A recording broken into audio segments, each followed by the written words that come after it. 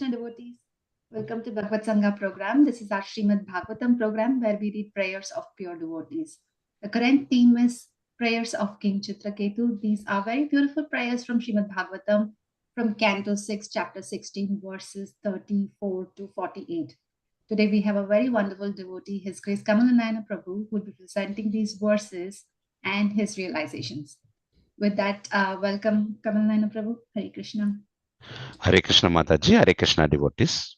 I'll share my screen, Mataji. Sure. Are you able to see? Yes, Prabhu. Okay, Mataji.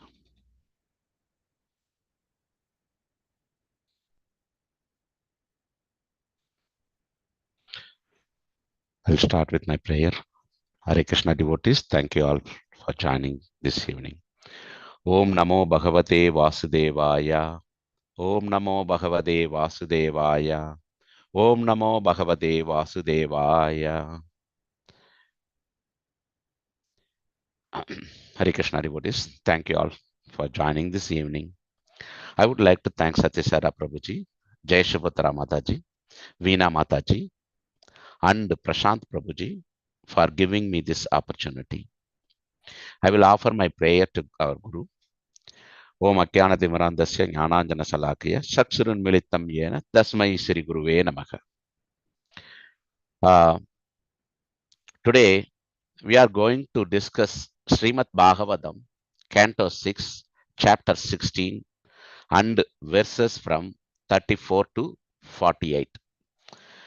Chitraketu prayers. We are not going to discuss all the verses because of the time. Chitraketu prayers, and also I'm not going to discuss about how the background, the backdrop of this Chitraketu prayers, why Chitraketu prayers, what stage he was earlier and now at this stage, Chitraketu, glorifying Supreme Lord from verses 34 to 48. What happened to Chitraketu before that? All these things, we are not going to discuss here because already, every week devotees covered that portion, so I don't want to repeat again. And we will discuss two verses from this, 34 to 48. If we have more time, then we will go with other verses. Then we will first discuss the first verse from the Srimad Bhagavatam, Canto 6, Chapter 16, verse 34.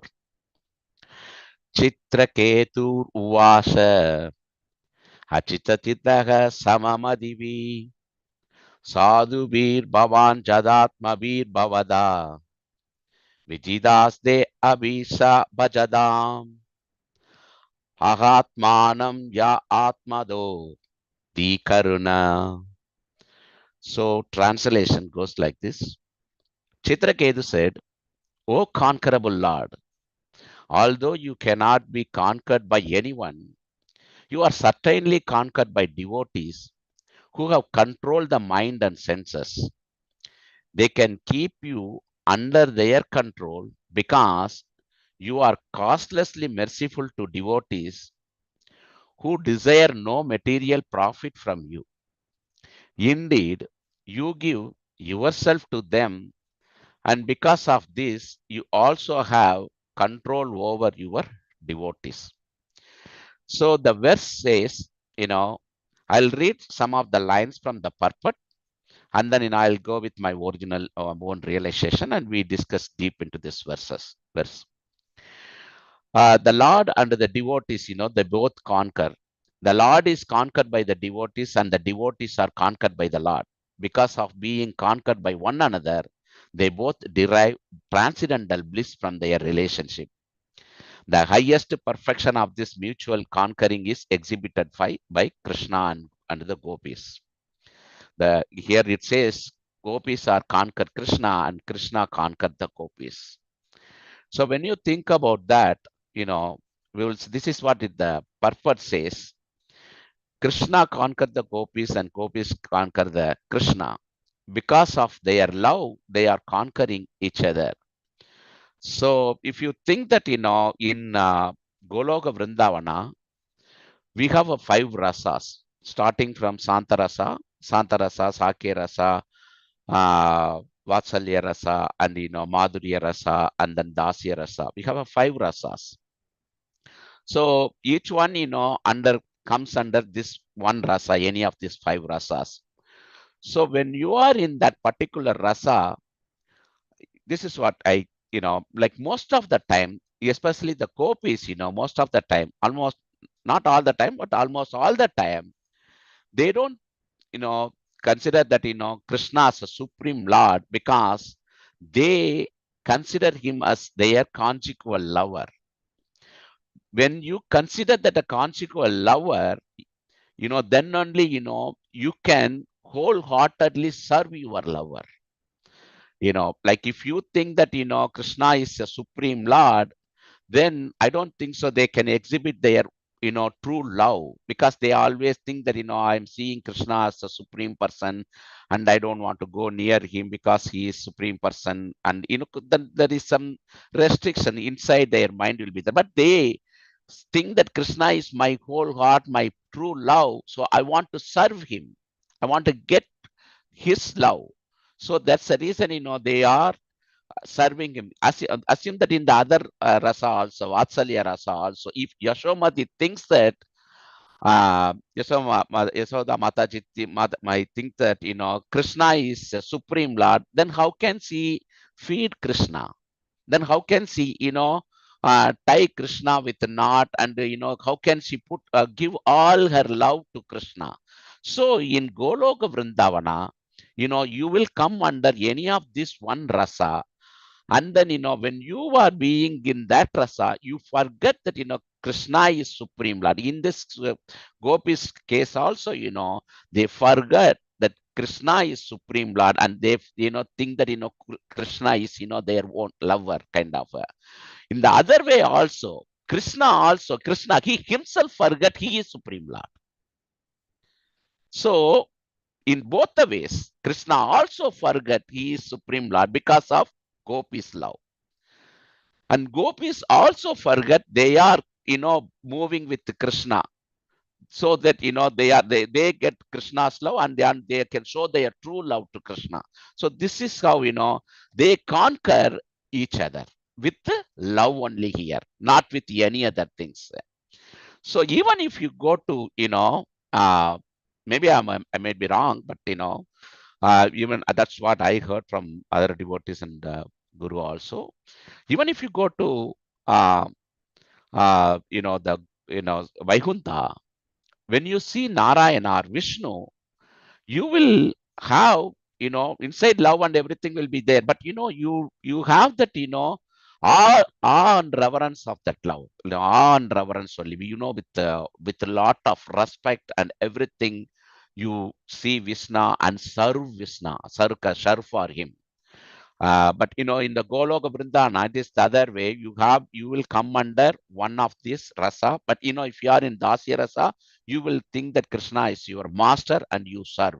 But all the other 4 rasas, if you take 3 rasas, especially Sake rasa, Vatsalya rasa, and Madhurya rasa, most of the time you forget Krishna is the supreme Lord, and you, even in the Sake rasa, you will treat Krishna as your own friend only. If you think that Krishna, I am moving Krishna with the supreme Lord, there is some distance will come. So they cannot show their own originality there.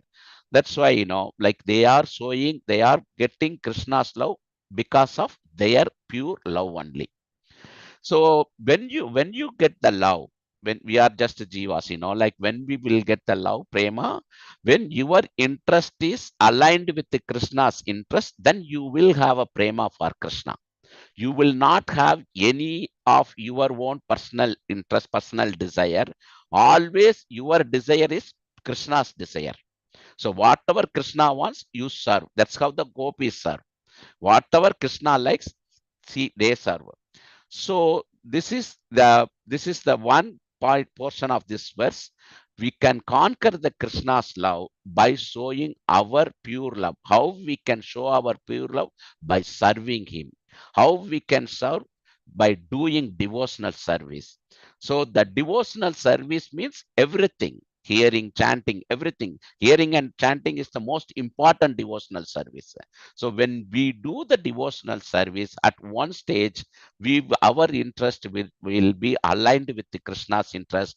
Then we can show very much love to Krishna.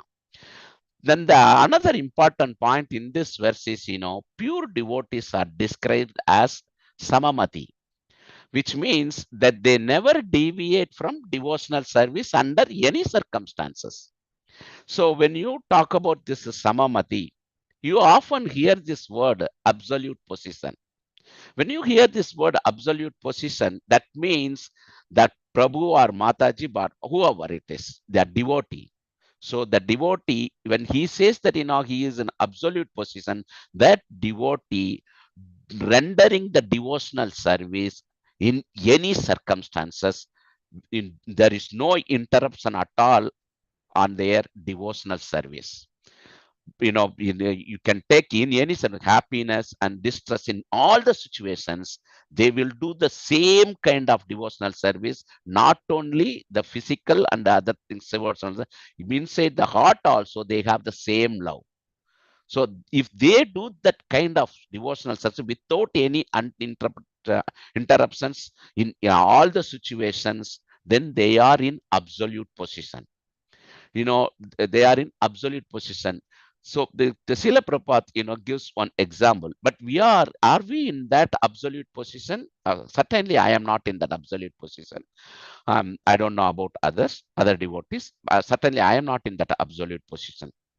The reason is, as Prabhupada also gives one example, if you teach parrot, you take the parrot bird, you teach parrot, say Hare Krishna, it will say Hare Krishna immediately.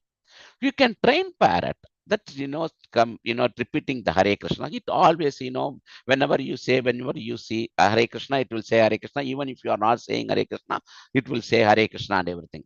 But when the moment comes, if the cat is going to catch the parrot, then the cat will say quack quack only, not Hare Krishna, because of the fear of the death. We are also none other than the parrot only. Right now, in this situation, in this level of devotional position, I am saying, at least I myself say that, we are none other than parrot only. We are at least parrot, when the death situation comes, it changes that, Hare Krishna to quack quack. But, we are, for every small thing, we are always, changing, deviating from our devotional service.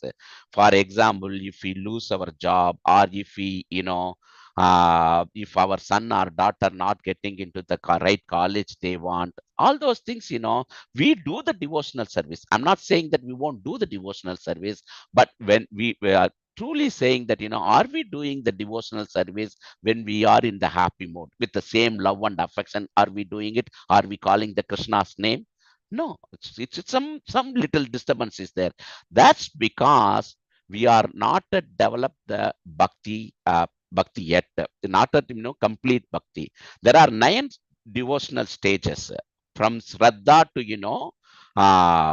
from Shraddha to, the top one, Prema, Shraddha, Sadhu Sangha, and then, Bhajana Kriya, Anartha Niviti, all those things. After the Nishta, then Asakti, then, Bhava, Prema, all those things. What these stages define, Krishna clearly says that, these are the stages how you can improve your faith. Different stages will give you stronger faith. When you initially start the Shraddha, you will have slight faith only. But when you go up above the one more stage, Sadhu Sangha, your faith is increased there. Then when you go to Bhajana Kriya, your faith is more increased because you are doing all the devotional sadhanas and everything. Then the Anartha Nivritti stage. When the Anartha Nivritti stage, the faith about Krishna is increased more. Why we are not able to have that faith more and more? That because we are not truly surrendering to Krishna. When we truly surrendering to Krishna, then our faith also gradually getting increased. So this Anartha Nivarti stage is, really toughest stage to cross. So in the till anartha nivritti, till nishta, we will be in Vaidika Bhakti from, from the Ruchi state, from the Ruchi stage, we will go to, Raga Bhakti. So only when you go to the Raga Bhakti, maybe, our love towards Krishna started developing initially. So this anartha nivritti, crossing this anartha nivritti stage is, really, really tough. I'll give you one example, today how we are. So far we discussed about all these Chitraketu prayers, how gopis is loving Krishna and Krishna is loving, how they are conquering each other, all those things. Rosie, all these things, philosophy things, it is easy, love to hear all these things. But the reality situations, I'll give you practical example. Every day morning chanting Japa conference, we are reciting this prayer. Trinatapi sunisena tarorapi sagisuna amani namanadena kirtanya sadahari. The translation, English, the translation goes like this: one should chant the holy name of the Lord in a humble state of mind, thinking oneself lower than the star in the state. One should be more tolerant than a tree, devoid of all sense of false prestige, and should be ready to offer all respect to others. In such a state of mind, one can chant the holy name of the Lord constantly. So when we say that, we are reciting this particular Sikshakshakam prayer every day before the Japa conference, Radha Damodar asked us one devotee to recite, it's everything is fine. But when you in the Brahma Muhurta time, we are reading this and then we are starting the chanting. But when the day progress, there are three things noted here in this prayer. One should be thinking oneself lower than the star in the street. Of course, in the Brahma Muhurta time, during the chanting time and all those things, when we read it, then we are, at least we are thinking, okay, we should think like that. When the day progress, during the daytime, when we are working with the office colleagues, friends, and everybody, in the mode of passion and the mode of ignorance comes in the later part of the day, we are thinking exactly ulta, we are thinking that, all the others are lower than the star in the street, not ourselves. We are thinking all others are lower than the star in the state. And then another thing, another point in this verse says, one should be more tolerant than a tree, devoid of all sense of false prestige. Are we doing that? I don't think so, because even in today's Java conference, I will tell you one personal things I observed. I am, when we had this Java conference, I think one of the devotees, fire alarm went off. So that was making huge noise, king, king, king, king, all the beep noises. It was going on for, almost, 30 seconds to 1 minute, I think. I believe so. But, we are chanting at this time. But I am chanting, but, my thought is going, oh my God, which Prabhu's houses went in, the fire alarm went off. And and I was okay with the initial 10 seconds. Then I'm worried. Prabhu could have put his phone on the mute, and it is continuously beeping alarm. And when Prabhu is going to stop this? So this small thing, we are not, 1 minute beep sound, we are not able to tolerate. Then how we are going to tolerate more than a tree? I don't know. I don't understand that. Then the other statement in this word, in the thing, the same verse says, one should be ready to offer all respect to others. Of course, we agree that, in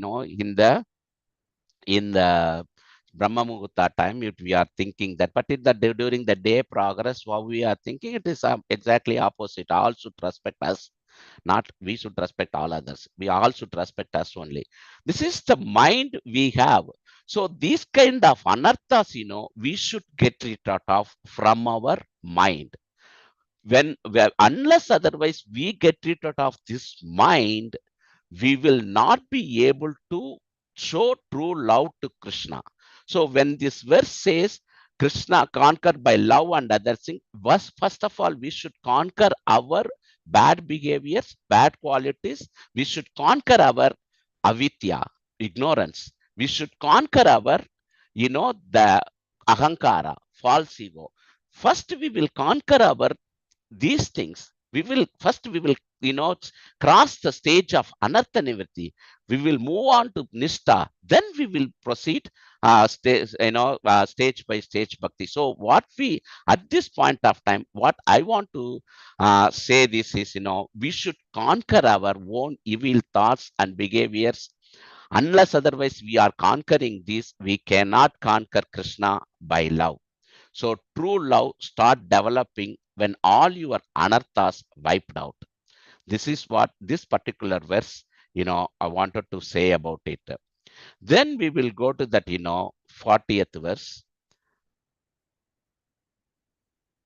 I will, just a second, I'll move to that 40th verse.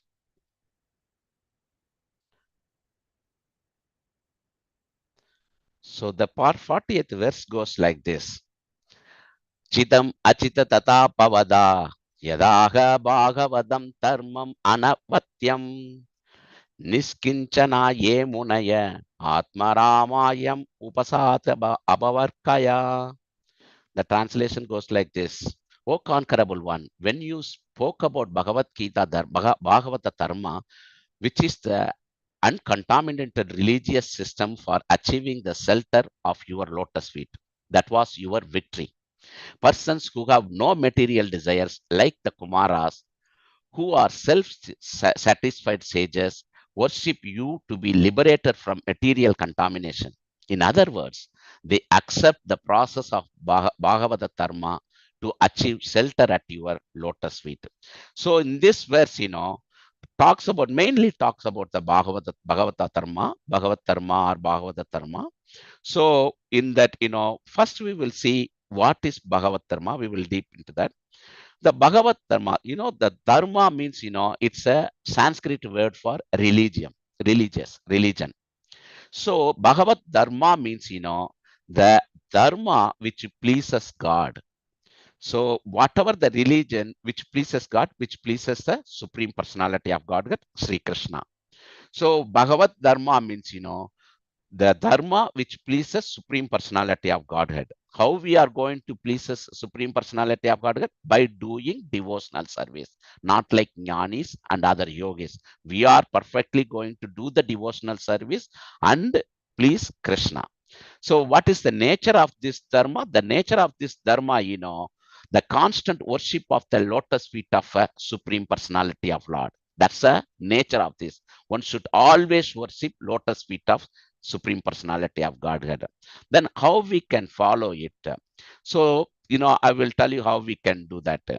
So this dharma is spoken by God directly from his own mouth. So this is the dharma spoken by God directly from his own mouth. So the purpose of this dharma, it is even simple. All the ignorant people can easily attain self-realization. How that ignorant people easily attain? They don't need to go and do meditation or tapasya or anything. As long as they come and practice, they come and join with us and, do the devotional service, just hearing all those things, then they are also, attain the self-realization. This is what that, this dharma is. So how I said, constantly being worshipping Supreme Personality of God is the Bhagavat Dharma. How I can constantly worship God. There are several ways. The first and easy way is, just, hear the pastimes. Krishna's pastimes. You don't need to put any effort for that.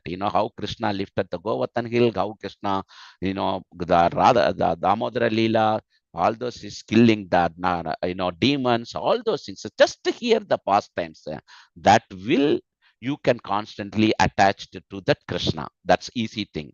And also the another thing, if you take, several Leelas Krishna's performed, you can, you know, listen to that or read about that. Then you can, constantly touch with Krishna. Then the other things, when you hear about Krishna, Krishna has different names, many different names, like Govinda. But all the different names have a different properties or qualities. If you talk about Govinda, if you take the name Govinda, Lord of cows, and then the Gopal, protector of cows, Parthasarathi, chariot driver of Arjuna, Damodara, one tied with the grinding stone. So this, like this, there are several thousands and thousands of names are there. Each and every name has a qualities. So when you go and when search about, okay, how this quality Krishna exhibited, established, all those things, when you go and attach it the name and read about that, you will constantly attach it to Krishna without putting any effort. So these are the two things, you can constantly attach them with the Krishna. And also the one, these are some satisfied, like when you take a food, when we are eating the food, and we find, himself gratified simultaneously in three ways. How? With, each bite we takes it, we will have a satisfaction, we will have a nourishment, and we will have a relief from hunger. Similarly, a bhakta, when a devotee who performs, true love, devotional service to God, he is, he gets three things, exact like, how we are eating the food. One is love for God, and the another one is, realization of God, and the another one is vairagya. That means, detachments toward everything other than God. So we get the vairagya also from this. So, uh, according to, as far as, Bhagavad Dharma, it merely means that whatever we do with our body, speech, mind, habit, or ego, all such acts should be dedicated to God. So whatever we say, even I see some devotees, when they sneeze, they say Hare Krishna. When they, express something surprise, oh Krishna, it happened, like that. In the every situation, they are remembering Krishna only. So how, like that, our speech, mind, habit, ego, everything, should aligned with, should be dedicated to Krishna. How we can dedicate to Krishna? That we can see that, we are constantly, we always hear that, do the actions for Krishna. So when we also hear that the only way to go back to Krishna, Goloka Vrindavana, is, only when you are not having any karma. When you have a good karma, you have to be here to enjoy that karma. When you have a bad karma, you have to take the different body and be here. But how I am going to go to Goloka Vrindavan without incurring any karma? The thing is, when when we are, when we see, every karma is the action. Okay, what I am doing the service in the Bhagavad Dharma, I am doing the service for Krishna. That means, I am doing the service, I am, pleasing Krishna. I am doing the service for Krishna's enjoyment, not my own enjoyment. The karma will react back. Whatever the action do, I will get the reaction only when I get the fruit of that action for my own sense enjoyment. If I am not, enjoyed the fruit of that action, then I am not bound by that karma, because I am the whatever the action I am doing it for Krishna. Krishna is enjoying my action. So Krishna will take care of that karma. He won't give any reaction back to me, because those actions fruit of that action is not enjoyed by myself. This is not satisfied my senses, but I am, doing the action to satisfy Krishna. So obviously Krishna will take care of that action, and he won't give us back any reaction for that action. That's the way, we always they say, only when you do devotional service, you will not incur any karma. Only when you will not incur any karma, good or bad karma, then only you can go back to Krishna. So if you want to go back to Krishna, do your services, do all the devotional service for Krishna only, to satisfy for his enjoyment only. Uh, I think, I'll stop here, because I think 7:31. I don't want to go more on this. Thank you so much. If I hurt any one of your feelings, please forgive me. Hare Krishna, Krishna Krishna, Hare Hare, Hare Rama, Rama Rama, Hare Hare. Hare Krishna Prabhu, that was such a fantastic class. It's always so nice to hear your personal realizations and practical examples that you give. You very beautifully narrated the prayers. And in the beginning, you connected deep love to Krishna by giving examples of the gopis. That was beautiful. And the key point you mentioned is when our desires are aligned to Krishna's desires, that's when we can express our love for Krishna and we can do devotional service with sincerity and progress in this path. And the other point is you explained the absolute position very well. And then when we truly surrender to Krishna, that's when our faith in Krishna increases. So that was very nice. I really like the example you gave of the fire alarm, Prabhu. That's so true. That also happens to me while chanting. Mind goes all over the place, everywhere. So it's so hard. Very nicely, you gave a lot of practical examples to us while explaining about Bhagavad Dharma, of how we can attach to Krishna and how we can increase our love. And then you concluded with the karma. So, what is karma? So, very wonderful class, Prabhu. Thank you so much for giving this. With that, devotees, thank you all for joining the Bhagavad Sangha program.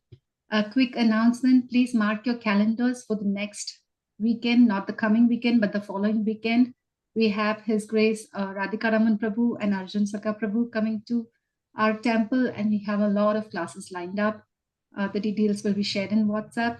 So please, listening to Krishna Katha, as Prabhu said, doing these devotional service, listening to Krishna Katha is extremely important for us to progress in this path if you're serious about attaining the prema bhakti for Krishna. So with that, thank you all for joining. Hare Krishna.